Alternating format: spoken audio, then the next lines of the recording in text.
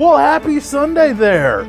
Today, we're heading down to Tijuana, Mexico, July 4th, 1924, where we're going to be making the original Caesar salad, allegedly.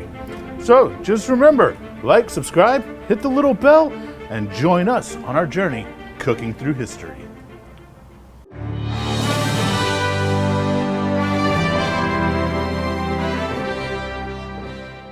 All right, like we said, we're traveling back to 1924, supposedly where the first Caesar salad was made in Tijuana, Mexico by Caesar. His last name, it's Italian. It's okay. Both names. It'll be right there. Exactly. So, well, there's kind of the story about this, and it's really interesting. It's kind of like the first hamburger. There's other people that claim it, and then there's a bunch of people inside his own family who claim it. Supposedly, it was on July 4th. Some airmen were down in Tijuana because, the U.S. at that time did not allow drinking, prohibition. And so they would go down to Tijuana and party and drink. And so this guy had a restaurant down in Tijuana, plus in San Diego. And so that's where it kind of originated. These guys came and they were drinking, having a good time, and they wanted something to eat. They didn't have much, I guess, in the kitchen as the story goes. And so they came up with this salad. And one person originally said it was called an aviator salad because he served it to these airmen. But the brother, Caesar, says it was the Caesar salad and he made it tableside. So there's a lot of variations on it. But whatever, it's a great salad.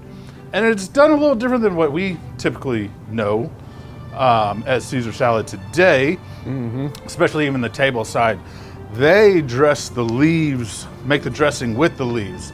A lot of times now it's you make your dressing in your big bowl, then toss it. So then there's all these variations. Also, somebody from New York in 1904 or 06, one of those, claimed to said he made a Caesar salad and named it after Julius Caesar. But I reckon, and I think the rest of the community out there and the historians actually said, no, you might have made a salad. You might have called it Caesar for Julius Caesar, but it's not Caesar salad as what we know today. So let's, we're going first things first. We're going to make some croutons. Now this is a different way. It's not your typical crouton. So we're going to grab a baguette, but this is how they described it.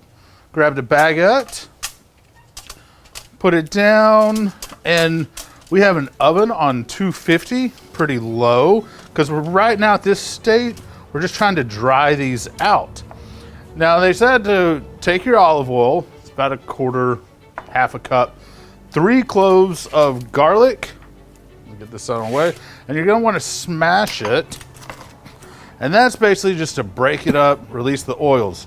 Drop it in your olive oil, let that marinate and sit, they said, for at least half an hour, an hour. We've already had some in here doing that, so it's all good. So we're just going to take a little brush and brush it over. It's quite simple. It's cool to think that these guys you had some airmen, they were partying, and they were like, hey, we're hungry. What do you got? Well, we'll make something. We'll make some crostinis, and whip together a salad. So we're going to take this, throw it in the oven. I've already done some. Except who wants to sit around for that long? And so now they came out. They're dry, you can tell. They're still a little soft, but that's all right. Because the next step, take our little oil brush, is that they said to basically emulsify or take a blender and blend the garlic and oil together. And that's why we have this little emulsion blender. If you had a small food processor, you could do that in there. And basically they said just to make a puree. And this is the easiest way to make a puree. And that's that. Would they probably have used porter and mescal? Yeah, probably. Or that's actually probably exactly how they would do it in 1924. So with this little mixture, they took a saute pan and now they put that in there and they sauteed. But this week we've been playing around with the griddle, so I'm going to use the griddle instead of a saute pan. This is the only really non-traditional.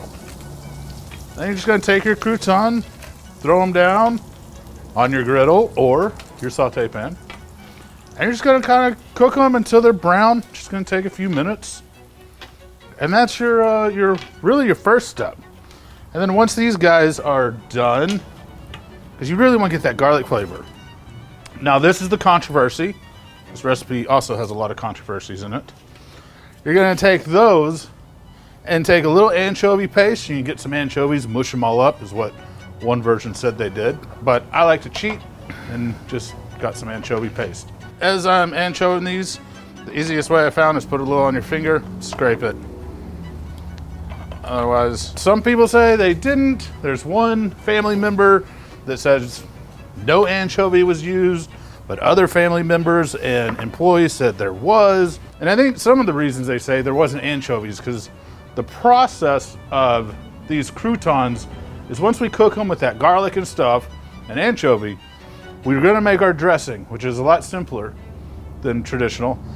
And then we throw in our croutons and toss that. So the flavor from the crouton is transferred all over to the leaves and salad. All right, we got our croutons done. We'll set those aside for now. Get rid of this oil because we don't need it anymore, but don't throw it away, save it because it's really good stuff. And I'm gonna grab a big bowl. Now, traditionally, it would have been a wooden bowl, but I don't have a giant wooden bowl on hand. So it's gonna be this. Now, as you see, a lot of people chop up their romaine, but reading about it and from one of the people there, they liked to leave it whole because originally this is not eaten with a fork. They just, so that's how it is. That sounds like it's going to be fun. But I think that that's a way because they were, you know, airmen having a good time in Tijuana, wanted a snack.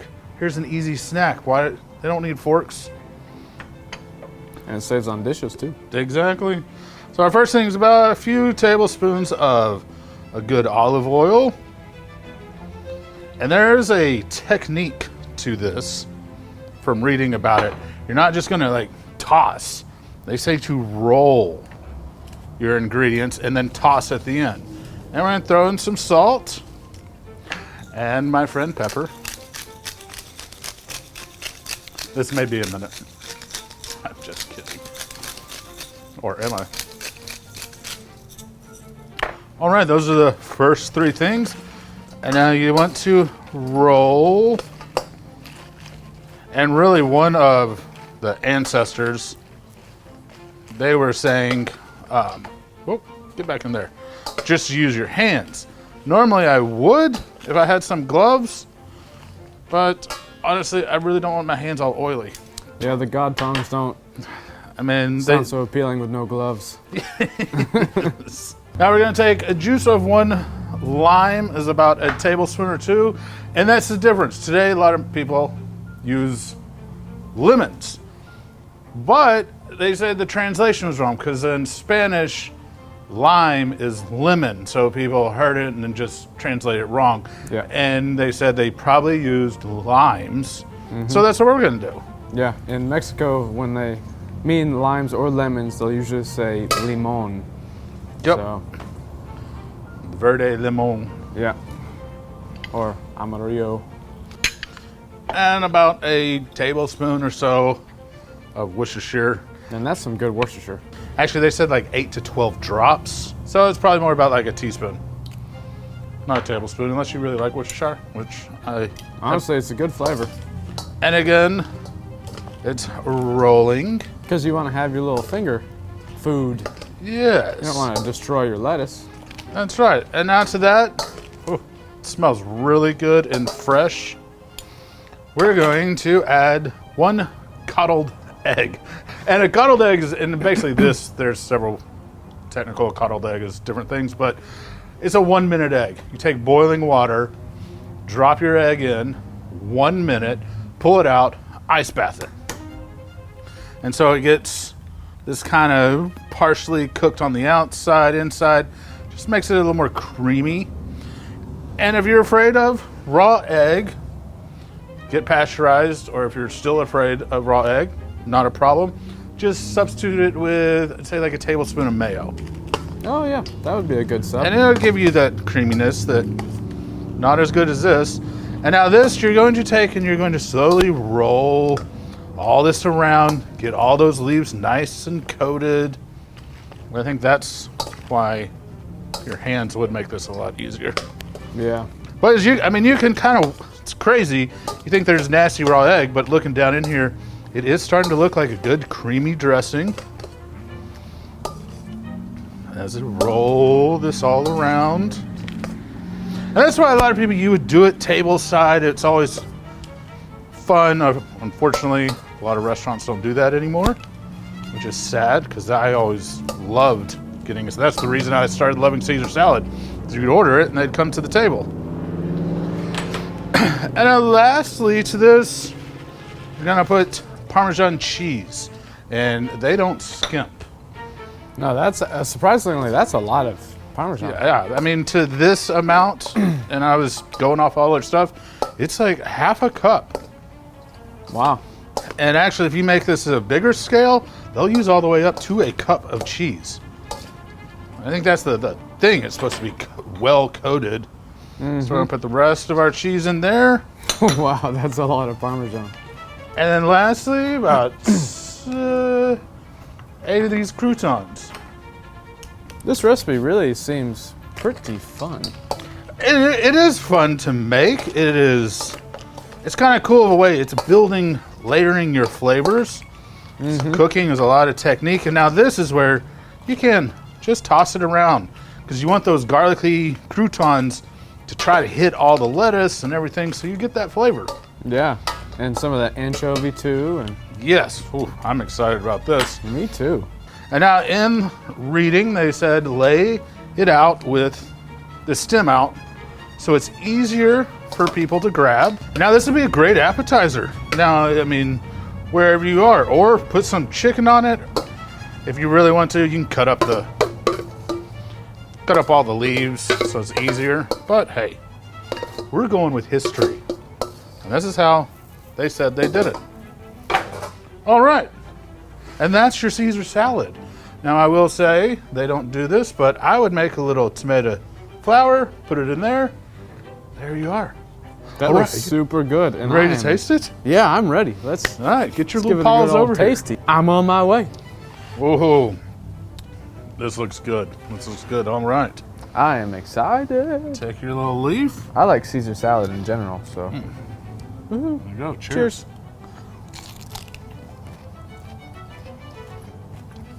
That is Wow. good. That's a really good Caesar salad. Wow. It was the original Caesar salad. Yeah. I would say it's better. I'm telling you, it really, the lime really brightens it. It's not like it's sour. No. And you think that's a ton of cheese. Yeah. But no, that's like, It's perfect. It all works together. And that eggness, it is kind of like a creamy dressing. a little crouton with some of that cheese on there. That's gonna be good. Little croutons are great. Sorry, we're standing here just eating. We forgot about y'all. Well, No, I really recommend try it. It's a fun recipe. We'll put the recipe in the bottom. Yep. And we'll put a couple of links about the story. You should check it out. It's really fun. hopefully you can hear more than me just crunching, Yes, hopefully so. because it felt like, holy cow, that was a lot of crunching. Hey, it's a good crouton. It was a good crouton. And you would think, oh, anchovy, it's going to taste like salty fish. No, No, it does not. It doesn't. It goes very nicely with all of those flavors. Perfect. I love this. Well, we're going to finish this salad and Yeah. join us next week on another journey cooking through history.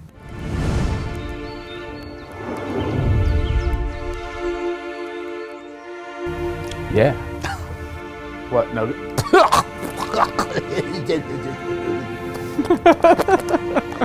going to get it. I got to get at least further than the first 2 words.